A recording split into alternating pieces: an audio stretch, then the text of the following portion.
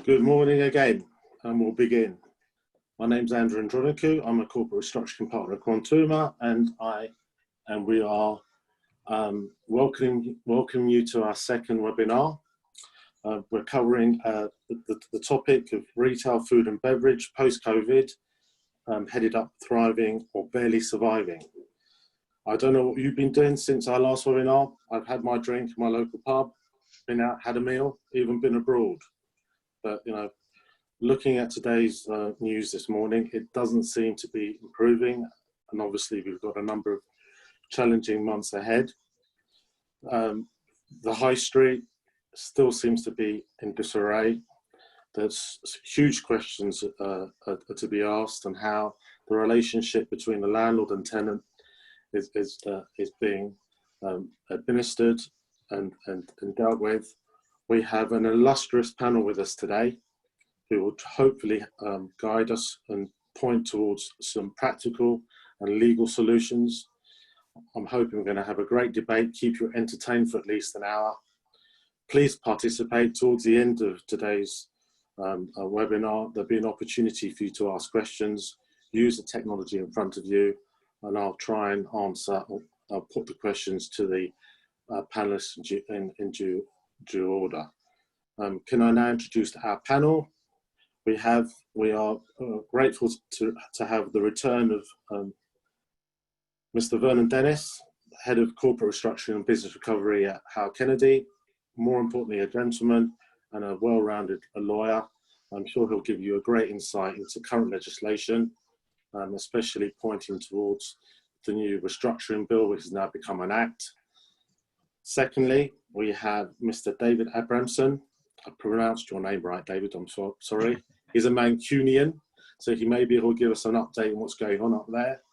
Doesn't sound too healthy, but David is the Managing Director of Cedar Dean Group, certainly cutting edge in terms of property and property leisure conduits. He's been working the area between landlord and tenants for many years, growing a number of high street retailers, but currently acting as a go-between and mediator between the two. And finally, and not least, our very own, Quantuma's very own, Brian Burke, an intelligent individual. I'm now going to read this because Brian's prepared it. An IP, fellow colleague, thinks outside the box, there's a joint a number of cases where we're dealing with retailers, and can certainly assist you with hands-on experience in dealing with the problems. Okay, so as I alluded to before, when we last had our conversation, there were some significant problems on the high street. March quarter date had gone unpaid. June was looming, wasn't going to be paid. It certainly hasn't been. We've now crashed through that. We've got September staring in our faces, barely 2 months away, with another quarter's rent due, and discussions, negotiations really haven't really progressed between the landlord and tenant. The hospitality industry in complete disarray. City centres completely cold, neighbourhoods very warm, and doing very well, but the reality is that we've been told by dear Boris that we need to go back to work. So we're now entering this transitional process. We're in this hiatus where law, commerciality and practicality need to be addressed. Can I kick off with David? David's on the street, he's dealing with landlords, he's negotiating positions. What's your take on it? What have you seen, if there had been any changes, or a landlord still sitting on the fence? Thanks, Andrew. Good morning. Thanks for having me back. Very brave of you. I think it's 6 weeks since we last had the discussion. I think there has been some shifts. Obviously, I think since the last call, obviously there was another rent moratorium which got put in place. And I think that, a few weeks ago, we were quite sort of involved in seeing the Crown Estate being one of the first people to start to move to turnover rents. And that has been followed by probably at least half a dozen, sizable institutions, and that is really a recognition that this is not a small problem, which is just, you know, a March and June and everything's going to be better in September. That actually this is a longer term issue that may take, we don't know how long.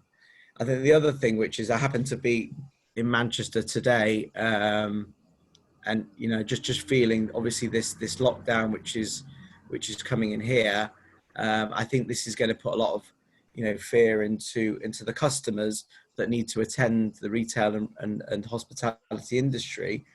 You know, just as people were starting to reclaim their confidence, you know, big difference between Leicester with a population of 400,000 and Manchester, Greater Manchester, which I think I saw, you know, a population of 4 million. So, you know, I think this is going to be a big blow this morning to the customer confidence of getting people out there, because how many more knocks can some of these businesses take at a time when they're trying to rebuild and get going again?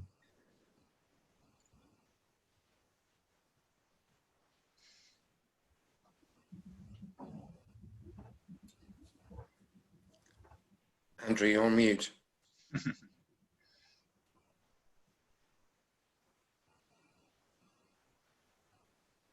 Unmute. There we go. I'm sure lots of people want me to have a mute button. Okay. I was just asking whether current legislation, Insolvency Restructuring Act, has added any weight, any assistance in negotiations. Vernon? Yeah, certainly. So, good morning again. And yeah, I think 6 weeks ago we were obviously looking forward to the bill coming forward, and we were talking about the various measures. 26th of June, it became an act. So we now can use those particular tools. But actually, when you look at what those tools are, in particular, it's the moratorium and the restructuring plan, they're probably not necessary at the moment because of the other temporary measures which have prevented landlords' actions, the no forfeiture until the end of September, no winding up some statutory demands effectively. So the new procedures are not required as yet, but it's quite interesting. I think one thing I've certainly seen over the last 6 weeks is that because we now have a definite date, we have a sort of a September end to you know, the current restrictions, it's putting in the minds of directors that they need to do something. And we are increasingly seeing actually now executions of restructuring plans, and CVAs obviously are in at the moment. We're seeing some administrations as well to lose sites, particularly if you're looking that way. But particularly if you want to keep hold of your leasehold portfolio, you are looking at the CVA. And we're already beginning to discuss and having the discussions as to the lack of a moratorium on a CVA has always been one of its problems, doesn't it? That creditors can take actions whilst you're preparing your CVA and prepare to propose it. The new moratorium procedure plugs that gap. And while at the moment I don't think we need the moratorium if you're going to propose a CVA, come the autumn time, I think this will be a really valuable tool to hold the stakeholders at bay whilst you put together your restructuring plan, whether it's a CVA, whether it's an informal restructuring plan or otherwise. And I think that's when the moratorium will really start to bite and we'll see a lot more of it. And obviously in this discussion, I was very interested for you guys as practitioners as to whether, you know, you've actually had any requests yet to do a moratorium, because I think as I said, from my point of view, we've had some discussions, but probably you don't require it quite yet. Brian, actually we are looking at one now. That's right. As in comparisons to a CVA, which, as you said, seems to be the go-to tool in dealing with a lot of the issues that pertaining, but there are some wrinkles, as Brian will explain. Yeah, I think you're quite right there in terms of the fact of the moratorium itself. There is little reason to actually appoint a monitor at this point and to effectively bring the moratorium when you've already got a moratorium effectively through to the end of September. Yeah. You've also got a number of balancing issues that are having to be dealt with, in particular the unravelling of furlough. So what we're seeing at the moment is over the course of what's going to start from effectively tomorrow, August, we're going to start seeing that unravel. We know it's going to be gone, certainly as far as we're aware at the moment, up at the end of October. You've got the moratorium ending the end of September. So you've actually got a effectively a timeline that you're now starting to work to. Everyone's becoming aware of the fact that there is a need to negotiate and, more to the point, reach agreement. That there's a limited period of time. A lot of discussions are ongoing. They have to be. The biggest issue at the moment is really going to come down to what can be achieved in a relatively short period. Is it reasonable and realistic? There's a lot of issues about the idea of deferral as being a solution, because ultimately it doesn't deal with the underlying issues that have been created, nor does it take account of how a business is going to perform going forward, bearing in mind most businesses have only been open for a couple of weeks, and we've already seen 2 localised lockdowns. So there's a huge number of challenges out there. And yes, the restructuring plan will be beneficial. Certainly, there will be opportunities for that to be utilised. But at this moment in time, it's actually more a matter of understanding what is solid ground, trying to work out where that space is. And if you can get to there consensually, that would be ideal. I think the difficulty here is getting to a consensual position across a portfolio in what is a matter of weeks, realistically. Yeah, look, I'm sorry, but the restructuring plan provides, for rent to be paid on a timely basis until that plan's put into place. I don't know who conceived this idea, but it sort of defeats the whole purpose. And in fact, it's a challenging proposition to be asked to be paying rent at the full rate whilst you're trying to restructure a business. And as we've discussed this so many times, Brian, this is probably what stops us launching a plan, or at least delaying it until we formulate it as proposals. Absolutely. So, I do believe, Vernon, it is a huge wrinkle in the act. Yeah. We needed a moratorium. We needed a breathing space. Just for us professionals to be given a reasonable period of time to actually lift the bonnet and see what the problem is. I know we know it's COVID, but it can't be just resolved in a matter of 2 or 3 weeks. Certainly, if it's a large-scale business. Yeah, I think it really replicates the problem of the cost and expense rule in administration. So that's getting slightly technical, but the problem for any restructuring through administration is you've got to pay the rent as it falls due on an ongoing basis. And that stops administration being used as a tool of restructuring. And in fact, it ends up as a tool of sale. And that's why it's there. And so what we've had, unfortunately, in the moratorium is a replication of the cost and expense rule, so that when you're during the moratorium, you've got to pay as it falls due. Now, that may be appropriate in some businesses, but for the kind of business we're looking at here, retailers and leisure businesses which have a large rent roll, that's their significant cost. It really is a problem, and will not therefore be available to them unless you agree beforehand. And I've been involved in many cases where, with administrations where you're attempting to agree beforehand what the rent will be during the course of the administration or thereafter when you've got a license to occupy. Horribly complicated, horribly difficult, okay for a small business, but not for a larger business. So there's some real problems with the structural aspect of this cost and expense. But there we go. David, being the professional that he is, thinks outside the box and often finds solutions around these obstacles.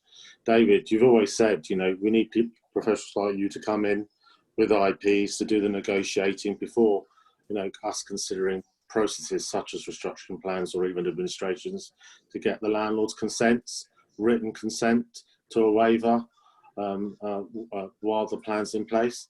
We discussed this briefly last time, around 6 weeks ago. Have you been involved and seen that happen more often now? Have you been able to crack the relationship between the landlord, the tenant, and the professional? Look, we're dealing with probably 700 or 800 properties at the moment, but that's just literally probably a very small part of the problem. Obviously, we're only one firm, but we've been doing this a long time. And what seems to be it's a real game of chess at the moment, because the administration, as you know, tenants are in a worse position by going to administration because they're going to have to pay rent to you guys by way of a license. Under a CVA, nobody wants to reduce the rents on their best sites because of fear of losing their best assets.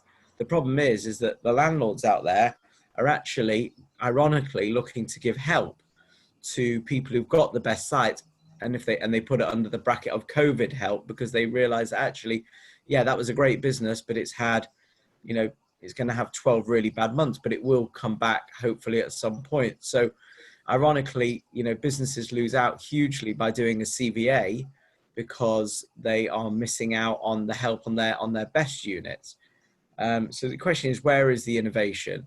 I think that using these insolvency laws to create some sort of, especially for smaller businesses, some sort of fast track mediation service where people can subscribe to something that's quite affordable. Also landlords basically bringing in extra resource to kind of come in with a more formulated system. I think the banks are I think there's quite a lot of banks on today, and I would urge you to kind of get more involved with the businesses itself. I think you're obviously listening to what the landlords are telling you, and because you've probably got the senior secured debt, but I would urge you to kind of get involved in what actually is going on the ground with the turnovers of these retailers and hospitality businesses, so you really understand what is affordable and what the headrooms are. They need to be getting moving with policies. A lot of them are, but I think a lot of them are just either using, one stroke fits all or very bully boy tactics. And I think that if we don't get it right soon, it could be a very challenging winter. So I think we should have some days on hold and getting this all sorted. Look, I'm as positive as the next person on this. I want to be. It's quite obvious, given the news this morning in the last couple of weeks, that there is, and I'm going to hastily say, there is a second wave coming, or we're in the process of coming. Certainly Europe seems to be blighted, and the UK will follow in due course. I look at it pragmatically. Yes, more often than not, the tenant is our client, but there is a hierarchy here where the tenant is usually financed by a bank, and that bank is also financing the landlord. There's a common goal here. The comments I've had over the past is, how can we get to a deal? Obviously, the panacea at the moment seems to be a turnover-based rent. If we're not open, landlord doesn't get rent. If we're open, he gets his rent. How do we accelerate that rationale, which the BPF are now considering? And I'm going to ask Brian to sort of give us an update on where the BPF red flags are, because they seem to be now formulating some sort of mandate to spread amongst their members to use as a conduit to assist in this unprecedented position where we're all trying to help each other. We're not fighting. Obviously we've got our own positions and conflicts, but at the day we need to find some platform where we can see out the next 3 months and hopefully find a holistic solution, generally from a science point of view, for the health point of view, and build back confidence. Brian, what is the BPF doing? Because they surely can bridge the gap between the tenant and the landlord. And I know they have recently released some sort of red flags and guidance in terms of what they're willing to accept or not willing to entertain. Yeah, well, I think the BPF have done what is actually sensible to do, which they've updated their red flags in respect to CVAs in particular. They're quite keen that those are obviously shared and that people are aware of them. As the organisation who effectively is fronting the landlord's position, most of the positions they're taking are, let's say, relatively reasonable. They're trying to be fairly straightforward in terms of what they see as being opportunistic, what they see as being commercial, and trying to basically put a stake in the ground for people to work around when they're putting together a CVA proposal. That's not new. It's quite sensible. It's updated at this point. I think the issue that it creates is by putting in a series of red flags. It doesn't mean to say that if you were to accept all of them, that your proposal works. And ultimately, the idea of the CVA proposal is to preserve and rescue the business. So some of the fundamentals there have to be challenged in certain areas. It will work on a case-by-case basis. I think, as per everything, one of the difficulties is that you can have 50, 100, 150 or whatever negotiations, but ultimately you need to get to a finite point at the end. There is no direct commonality. There is consistency. We're seeing things like a deferral period with June and March rents payable over 12 or 18 months potentially. The problem is nobody knows what 12 or 18 months looks like. We're seeing a position where we'll give you we'll take a view on where we are at the moment. We want a break clause removed. We want an extra 5-year lease. But effectively that's not rebasing it on a market rent. And also at the moment, all it's doing is pushing that down further into the long grass at a time when, at the moment, you've got no certainty of what your income stream is going to be. The turnover rent, yes, it's the panacea, but the problem with that is obviously it has other issues attached, from a capital value perspective, a devaluation of property, certainty in terms of rental income, with the lockdowns that we've seen so far, and working on the assumption without a vaccine or without some sort of cure, we're going to be seeing those on a occasional basis from time to time. I think Boris Johnson mentioned there was 30 hotspots at the moment in the UK. What they've done in Leicester was unprecedented. What they've now done in the north of England is unprecedented.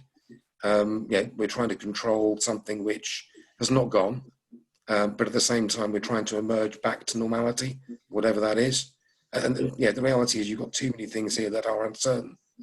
And the one thing that every business needs is certainty. Even if it was, if you could actually work out, based on your historics, that you're going to be trading at 30, 40, 50% down, you can adapt your business accordingly.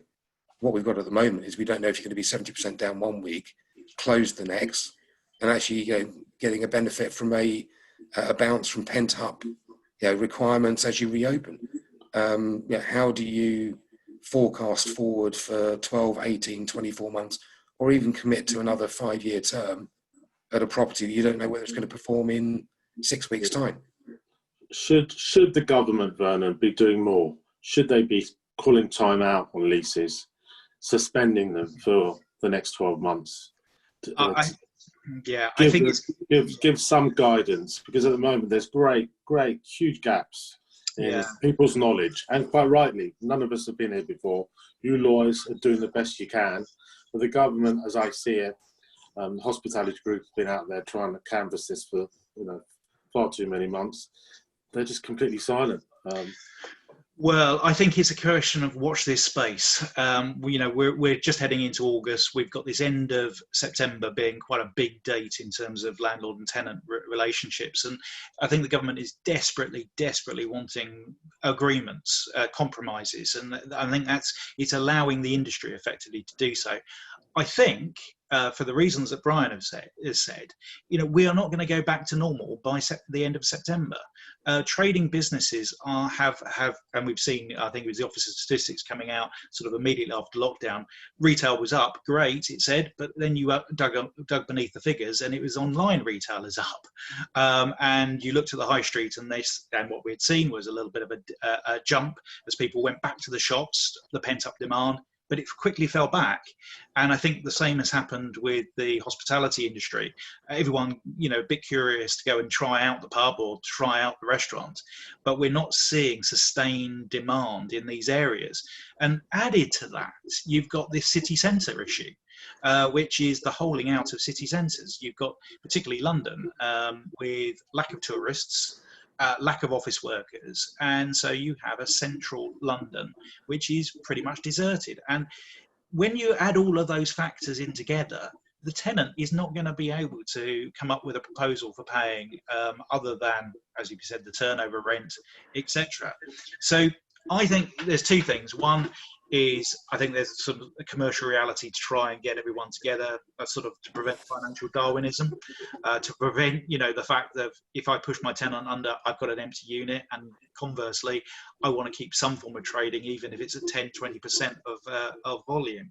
So you've got those two aspects. So I think, and this is purely uneducated guess, but the 30th September I think will be extended. I think in terms of the protections, there may be a variant. It's a bit like lockdown.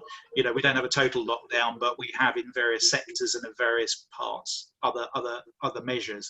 And I think the retail and hospitality and possibly event sector and everything that goes with it, we may see separate measures introduced for those. I know. Look, my own observation on Monday, I had to go into town for a meeting, very short meeting.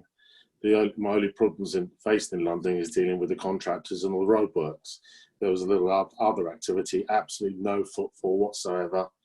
Very few hospitality, coffee shops open, etc. I then went to Leigh-on-Sea for a meeting.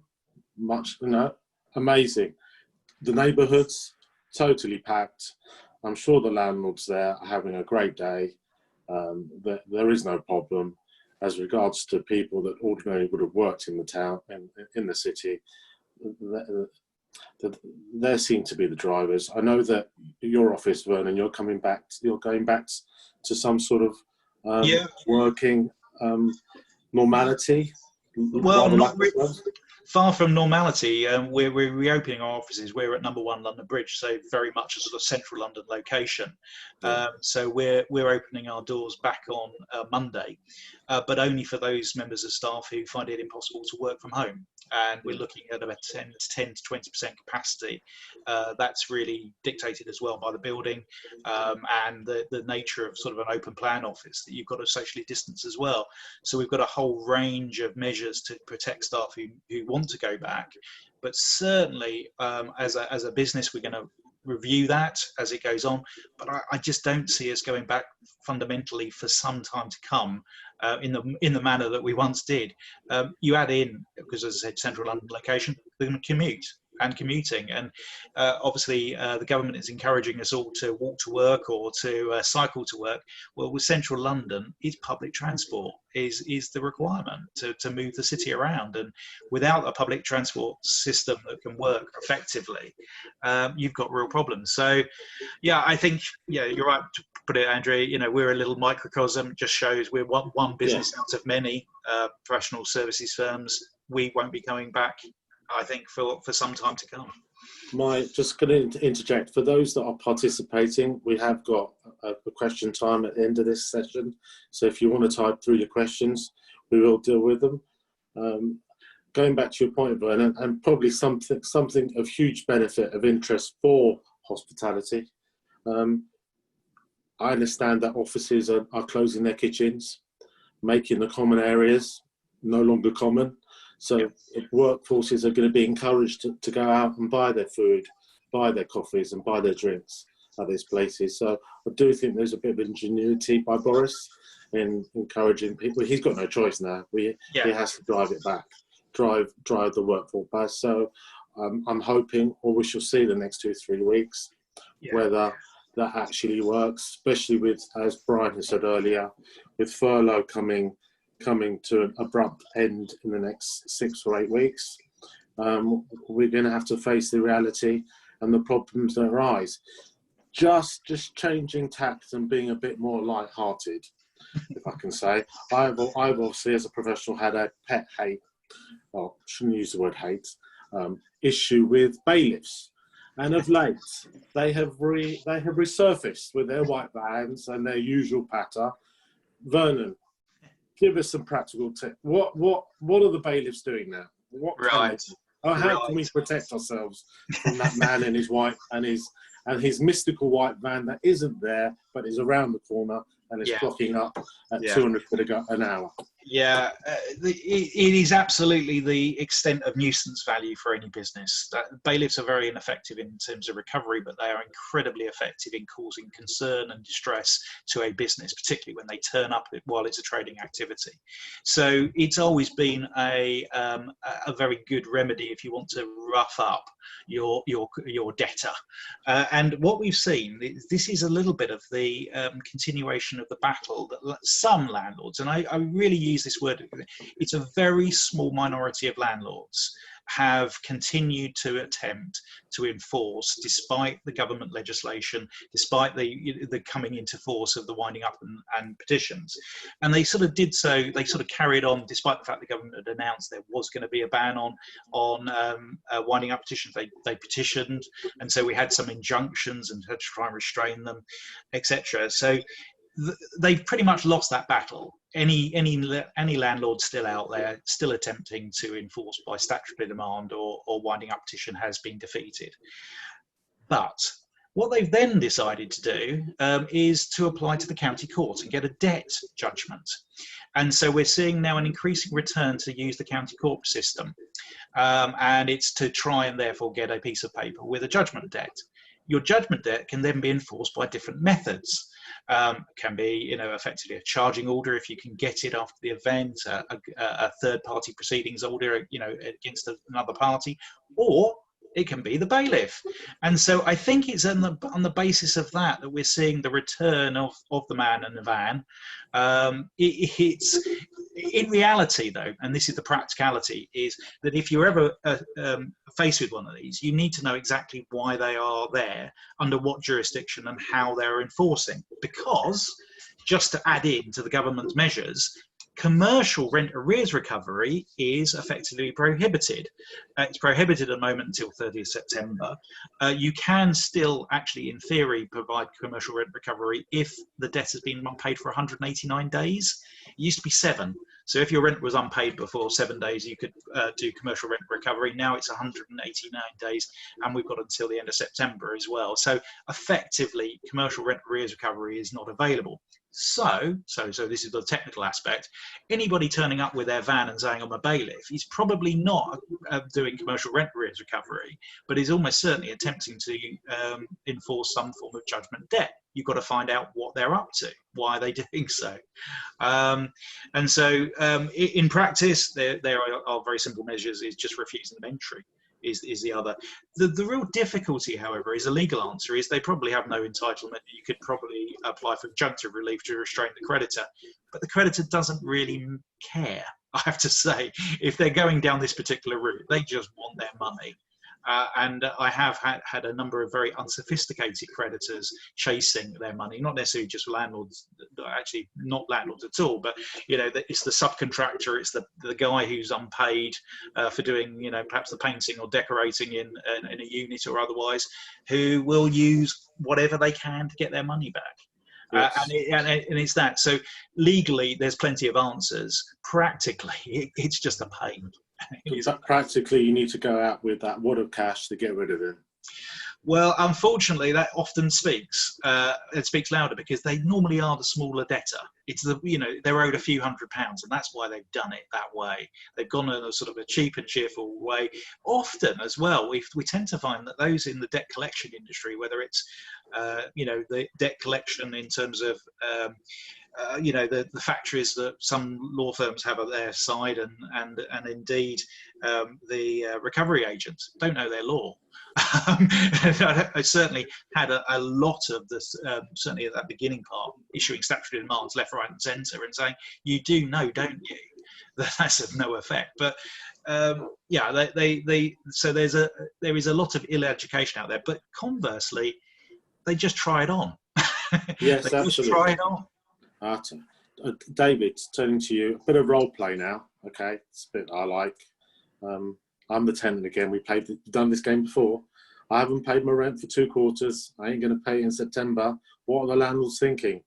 Are they just waiting for the 30th to come and send in their lawyers, their bailiffs, their strong-arm men, or is it a case that there is just no communication or lack of direction from anybody at the minute? is, have they hatched a plan, and are they waiting outside my door on the 1st of October?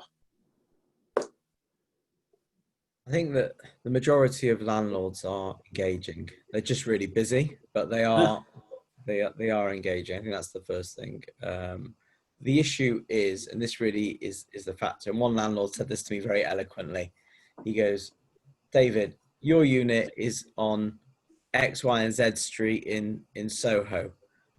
I know that I will, the rent that's there at the moment, I know that even if X, Y, and Z tenant goes, that I will find somebody at that rent, you know, within a pretty quick period.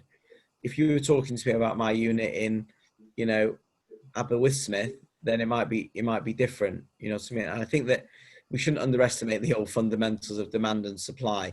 If they believe that A, the tenant is not doing a great job there pre-COVID, and B, that they're able to, you know, find a new tenant, that's always been the fundamentals. You know, we've been doing this for 12 years, and that was always the fundamentals, and that is the main factor in deciding whether or not they will engage. You know, there's one operator that I act for that was an Italian restaurateur that was losing 300,000 a year, you know, year on year, and they were desperate to get them out of the lease, and we got them out of the lease, and we put another higher end Italian restaurateur in there, and they make £1 million profit a year. So, you know, if you just get the right operator in, that's what can change things. I know, and obviously first I need to forgive anybody that's Welsh that's on this webinar this morning. Sorry. We love you dearly. But the practicalities, the commercial route, if a landlord wants an empty void, he's not going to get a tenant in straight away. And if he is, that tenant's going to want 9 to 12 months rent free. So the landlords just need to stay with what they've got. Obviously, if they've got a tenant that was a pre-COVID problem case, this is a great opportunity to get rid of them. If and this is how I view when you know, Brian and myself go out there, you know, the first question I ask is that if COVID hadn't happened, would we be here? If that answer is no, then the landlords have to stick by their tenants, etc. They didn't have a problem several months ago. The only reason why we've got a problem here because there is no footfall. There is no desire to go into those shops. And similarly, it doesn't matter about changing the offering, the branding, or what have you. The new tenant will have the same issue, but in essence, the landlord will have to make it a commercially viable proposition for them to enter the premises and go through that usual process of ripping out the old and bringing the new, and then hoping that it will work. So, I mean, who's actually talking to the landlords commercially? Is it the BPF, Brian? Who's actually sitting down with them and says, look, let's all act sensibly, let's apply some rationale, etc. It's not your tenant's fault, it's not your fault, it's not the bank's fault, it's the fact that we are surrounded by a problem where there is no immediate solution. And that's a frustrating bit from my end. And just moving further on, yesterday I saw a number of units on the same bit of street in the city. Tenants were thinking about, they're frustrated because their landlord won't talk to them, or rather, sorry, their agent won't talk to them. They want to talk to the landlord. They're thinking about, you know, collectively going to the landlord with a proposal. Do you think a collective approach, I know you've answered it, or do you think they should go and independently cut their own deals? David?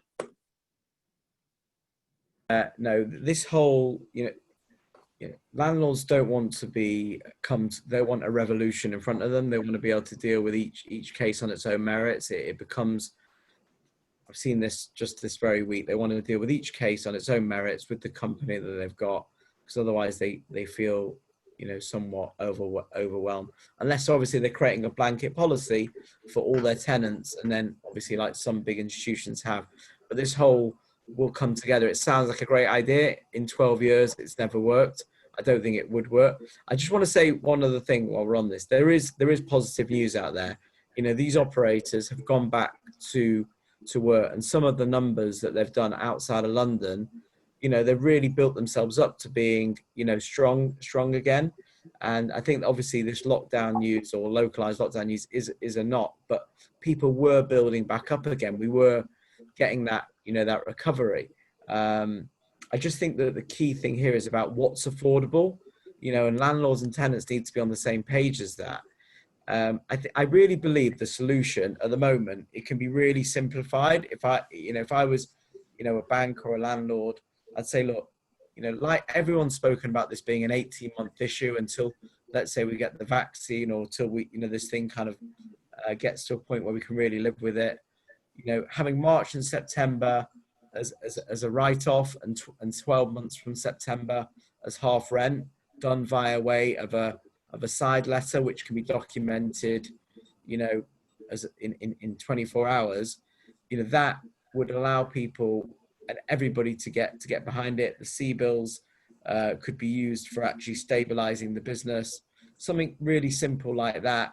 Because, the problem with turnover rents as well is it's not all fantastic. You've actually got to be able to document the turnover rents, and some people can and some people can't. We say turnover rents are the panacea, but the problem is for some businesses, they're absolutely not the panacea, because they may work on a much higher staff margin, or they might have a much higher cost of product. So I think that what I've just suggested could be a very quick solution, saying, right, let's just do this. Let's call it an 18-month, downward problem. Let's package it up as that, and then just fast track it, and then, move forward and track it from there. What happens when we get to the end of 18 months? The reason I ask is, at the moment we're talking about it being COVID-19. There is an underlying huge recession. You are seeing tens and tens of thousands of jobs being lost. This is a complete reset. This is not just let's deal with 6 months, let's defer it, let's deal with it over the next 18. This has got to be a complete position where we're all stepping back out into the light on a sensible platform that we know we can actually go forward with. Okay, we can reset again in 18 months. I have no issue with that. Taking stock at a later date. But what we don't know at the moment is we just do not know how the economy is going to rebound, when it's going to rebound, what the other impacts are going to be, what these multiple job losses are going to arise with. Yes, at the moment, we know that it's going to take time for people to get back into work. We know it's going to take time to fill the city centres up, to deal with transportation and everything else. But even taking that out, the impact we've had is absolutely huge. And that's going to be felt for some time to come. I mean, I think can I just respond to Brian? I think I agree with you. The problem is we don't know what is the affordable numbers at the moment, because we don't know what the new reality or the new base. Everybody always knew that, from an average Pizza Express, you could do 15,000 a week, and you knew from a Pret a Manger you could do this, and everybody knew their averages, and everyone felt comfortable what they could trade at, and they don't now. And I think that the problem is, if we start, let's say, full reset, we don't really know what those, let's say, new rents are, and the impact on capital values and the securitization market are, too hard to sort of even contemplate at this stage for the, I think for the banks. So on that basis, some sort of temporary measure for a couple of years may do something. Yes, we might have to readdress it on that, but maybe in 2 years, maybe there'll start to be some green shoots and we'll come out of this stronger. Who knows? If they get a vaccine by the turn of the year, and they affect it by the middle of 21, then maybe, people will start, regenerating themselves again. But I think there will be those businesses that obviously will have to, like, the big CVAs of TRG and, ZZ losing 75 units. You're right. The job losses and the impact of that has not even been felt yet. So, we always knew the winter was going to be bloody tough. We just never realized that we thought August might be a bit more smiley than this, but it's a shame, because it was starting off quite well this July. It was going pretty good for people, I think. David, you mentioned that 4-letter word, Sybil. Okay, that's Sybil bounced back. That's kept people busy, for some for the wrong reasons. We now seem to have exhausted that support from the government, and now we're into a different stage where its agents, the banks, are trying to look back and see what they've done and whether that money's been used for the businesses. And of course, Brian and I are coming across situations where companies that have taken these loans are in financial problems. Brian, are they going to pose a problem in restructuring? We discussed it, on our preamble beforehand with Vernon. I can see it being a problem, mainly because they're questioning whether, antecedent transactions have been involved in the use of those monies. And they're trying to compare the application to the reality, which is, there is no comparison because we're in a dynamic scenario. Certainly, I mean, with the, whilst the wrongful trading provisions have been suspended, that hasn't taken away or had any effect on preferences and transactions under value. So the question is, what's happened to that money? In the event that the business actually fails, then we have a duty to investigate that and decide on whether it's been used appropriately. I think one of the fundamental issues over the last few months is a lot of businesses haven't even started operating again until the 4th of July. How has that money been utilised? How has it been spent? What is left there? What is being put into the business to go forward? And where's the necessity for it? But should directors? I've got scenarios where directors have got significant loans in, but they know that their business is no longer viable, and that money's not going to be insufficient. Vernon, should they be drawing down these loans? Should they be giving the money back to the banks? Well, the very obvious answer is no. They shouldn't be drawing down to it if they're if there's a shadow of insolvency, etc., which often there is. But this sort of comes to a more fundamental thing, doesn't it, about the CBILS, is that they were there to assist effectively a V-shaped recovery. It was to tide people over on the basis that we're all going to get back to normal. What this discussion, unfortunately, is revealing is that we're not going to get back to normal. That we have a completely uncertain trading activity. So, what have you done with your CBIL? What have you done with the money? And an awful lot of them will have tied themselves over for the period of time that, perhaps until the autumn time. That's what they bought themselves. We've had a couple of interesting aspects of, well, when you got your CBILS, do you pay off your debts? Do you pay off your landlord? And things like that. And I've had that kind of debate going on with landlords saying, well, you've got your CBIL now. Can I have my money? But what's a debt, Vernon? What is a debt? Because you're not allowed to pay other loans off.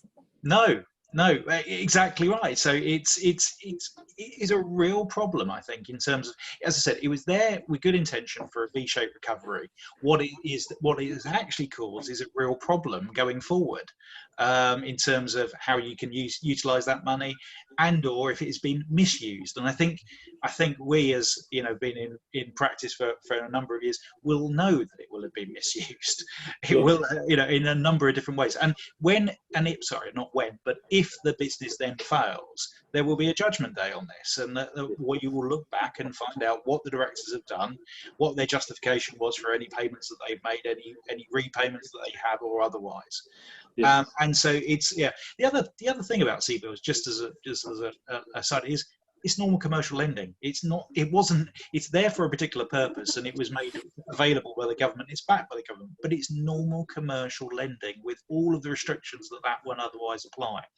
And I have a couple of cases at the moment where we're looking at restructuring the business, but do you do so with the CBIL and your lender over your shoulder, or do you do it without?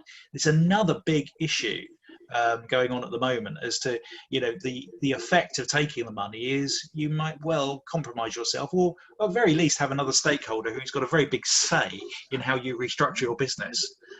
So the message is, don't use that money if you don't think the business is going to survive the journey. I think that's it. That is absolutely the right advice. And only take the CBIL if you have a proper plan to get yourself forward as well. Because you're just taking on debt. This is the other aspect to it. It's not actually it's taking on debt within the company. So it's not curing the insolvency of that company. It's just changing the faces. What I have seen, obviously illustrating a change in approach to business, where businesses in this sector are looking at the neighbourhoods and using that money to basically create a new business, planning for the future, i.e. keeping their foothold in city centres, but very much hedging their business on this reoccurrence in the future, but having some sort of business in the neighbourhoods. Yeah. Well, I think that's right. If you've got a plan, it's appropriate. If you've got a plan and you're going to use that money to expand your business in a particular way, and I think you're right on neighbourhoods, that seems to be a real buzzword at the moment. That's where you might want to put your investment. So, they do have their purpose if you've got a plan. But if you're just using it to tide yourself over, it really is, I think you're a hostage to fortune in so many ways. Another big no-no, I know we're going a bit off piste here. Brian, HMRC, PAYE are rising out of furlough. Yep. I know directors' boards have been told that this money must be paid over. I find it quite strange that it was given to them in the first place. I don't know why the money was handed down on a gross basis when it's going from one public purse to the other. It should have been. What should the directors be doing? They are now caught in this position that they want to stay alive. The only cash that they have available is that money for the furlough scheme. They know liquidity is a huge issue and will be a huge issue because the banks aren't going to be there to support questionable businesses in certain sectors.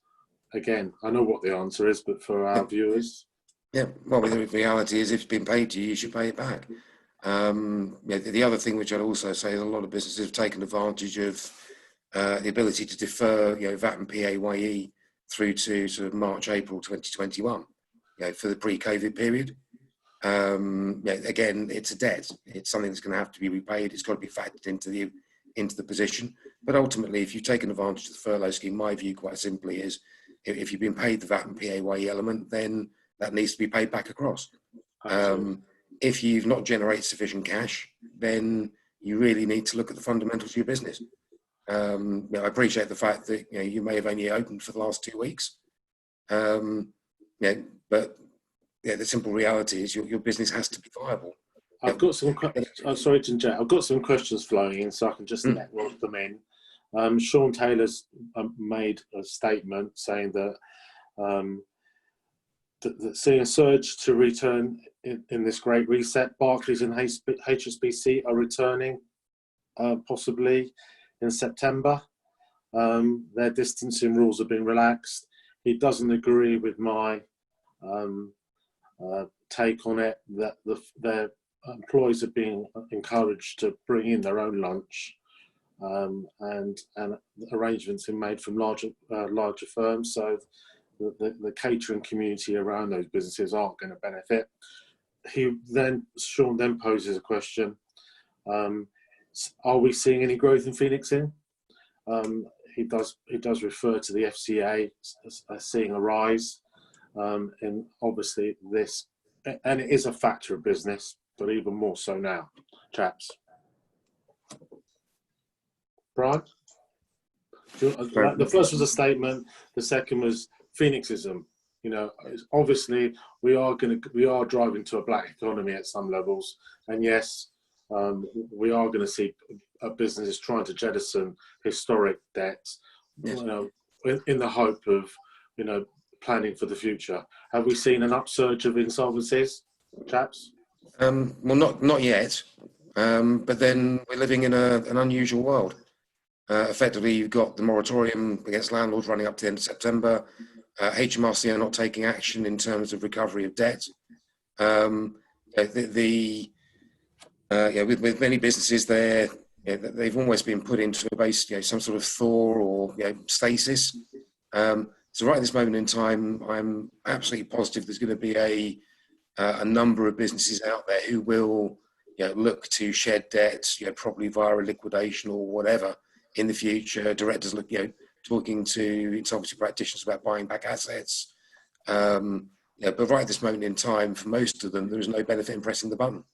But yes, I think you'll see that. I think you'll see it probably, certainly from, unless there's any significant changes from the end of September going forward, probably out into the early to middle part of next year.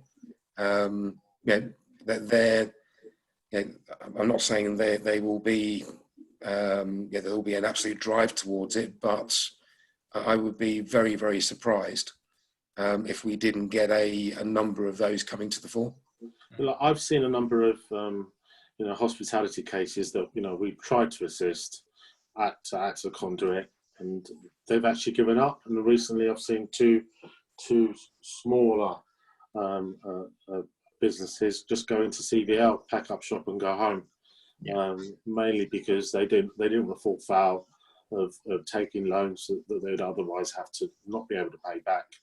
The factor is the furlough's coming to an end. They can see that they can't pay staff, and there is no blue sky. Although there is no blue sky ahead, I think in terms of numbers, David and Vernon, we're actually seeing a significant drop in insolvencies by comparison to last year. Yeah, absolutely right. And for the reasons that Brian said, actually for formal insolvencies, there's little real reason as to why you should, save for those that you've identified, those smaller businesses which were saying, well, I'm just going to give up now. I similarly have seen that kind of thing. If you got one, it's a Ma and Pa restaurant kind of thing. It's really sad. It's a local one. They're going to say, well, I can't continue, and they close. The aspect about Phoenixism, though, is obviously an interesting one, because to one extent, corporate restructuring is Phoenixism if you look at it, and the kind of better quality stuff that we might do. But at the far end of it is that I'm going to close down, and I'm going to keep closed down, and perhaps I might try a restaurant in a year's time. Is that Phoenixism? I don't know, but we might see that. People just taking a break from their business activity for a year. So I think we will see a lot of structural change, put it that way, as well as insolvencies coming through in the autumn time and into the new year. I'm going to just change tack now, because it's a subject that I've of great interest to me, and David can answer. And it's actually come out from a question from the floor. Offices, lawyers, accountants, professionals, cities, their office structure invariably relies on 3 lift shafts. On a practical sense, those buildings are currently a health hazard. Staff won't return to office space because they're not going to use that lift shaft, that single lift that you usually packed on a morning or a lunchtime or an evening going home. The question is where do we stand with office tenants? Can lawyers under force majeure give their leases back and walk away?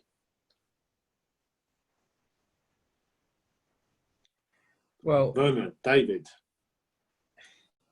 I mean, look, from our perspective, I'll let Vernon go first. I was going to say on the legal one, I have begun to see that one being used, but the answer is no, not at the moment. So I think on a legal basis, no, but it's definitely the latest argument. But if you can't physically get into your office safely, how can you use that office and be asked to pay for it, even though Boris says go back to work? I think the word is safely, and I'm just using my own example. We've got a whole raft of safety measures. We've got a lift issue, so it's 2 people in a lift, and it's only one way up and then one way down, etc. So health and safety. Vernon, health and safety. You're having to bring in a whole new raft of new measures, and that's the cost for the employer. I truly don't think it's going to be one where the force majeure argument is going to work, because I don't think the courts would like it to work. It would be fundamental if you started ripping up every kind of agreement you had on that basis. And I sort of take a little bit of we had the force majeure on the Brexit debate. I'm not a property lawyer, but there was the case, of course, as to whether Brexit was an intervening event which prevented the thing, and the court said, of course it's not. You contracted. So I think COVID and Brexit might come up in the same breath. There you go. There we are. Danny Schwartz makes the comment. He's heard that Goldman Sachs are sending staff back to the office. God forbid for their HR department. It says, if you can go, he quotes, if you can go to the pub and Primark, you can go to the office.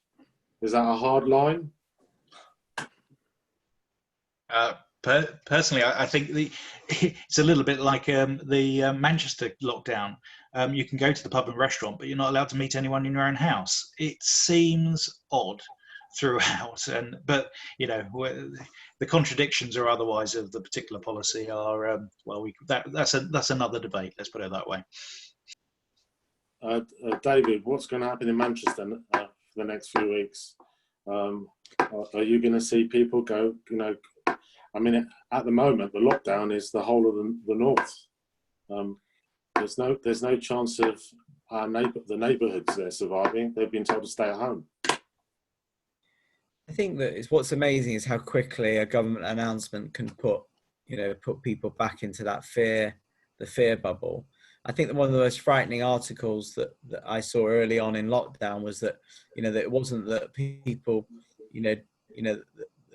people basically didn't want to go back to work. That was what the government were worried about, that people were enjoying lockdown a bit too much. And I think this localized lockdown stuff is going to get people they were just starting to come out of their shells, realize, we're going to go back to work, life is going back to normal.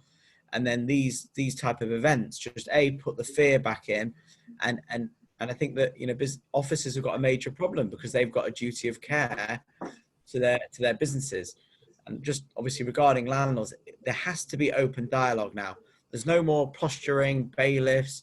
You've got to have direct conversation. Everyone's got to put their cards on the table and not BS one another and get through it together, but be genuine about it, because, as you can see, there is so many hurdles in the way that, once it almost becomes legal, it's almost just becomes impossible to get back from there. I've got Sean quoting roaringly our managing partner, Carl Jackson, and saying this is the calm before the storm. He has, however, asked a more pertinent question: have we seen a growth in charity insolvencies? And I'm conscious about time because we've gone past there. Mark will just roll forward because there's still questions coming through. Any charity insolvencies? Lots of landlords will be charities, won't they, Vernon? Yeah, the answer to that is we've seen an uptick in that, and a lot of advice as well being provided to charities at the moment. It's the same issue with a lot of them. They don't necessarily need to start the insolvency process now, but it's heading their way, and so they're taking advice. We do quite a bit of charity work and pro bono work because it's charitable as well. We've seen an absolute marked uptick in that. Yes, gentlemen, I'm conscious that time is moving on. Unless any of our participants have got any further questions, I think that the sunshine is beckoning. I thank you all. We've been blessed to have the speakers that we've had on today. I thank you for coming on again. For our participants, of course, be safe, enjoy the sunshine, enjoy the summer, but let's hope this topic, it comes to an end very soon. So I bid you a very good weekend and thank you all again. Thank you. Thank you all. Bye-bye. Bye-bye.